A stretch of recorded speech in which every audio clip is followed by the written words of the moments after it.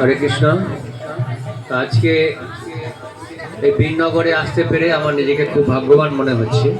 হ্যাঁ, আসলে বীরনগর হচ্ছে বৈষ্ণব ভক্তদের জন্য খুব একটা সমাদৃত জায়গা। কেননা এখানে আমাদের পূর্বতন আচার্য ছিল ভক্তিবিনোদ ঠাকুর, তার মামার বাড়ি না ভক্তিবিনোদ ঠাকুরের। হ্যাঁ হ্যাঁ, তা তিনি ছোটবেলায় এখানে থেকেছেন, অনেক লীলা আছে। তা সেই বীরনগরে এখানে আসতে পেরে আমরা নিজেকে খুব ভাগ্যবান মনে করছি। বীরনগরবাসী ভক্ত মাতাজি প্রভুজি তাদেরও খুব ভক্তি আছে ভিতরে, তাই তাদের সান্নিধ্য পেয়ে আমরা নিজেরা কৃতার্থ করছি। তো আজকে আমরা একটু ভগবানের কথা, ভক্তি কথা আলোচনা করব। তার আগে আমি মঙ্গলাচরণ করে নিই।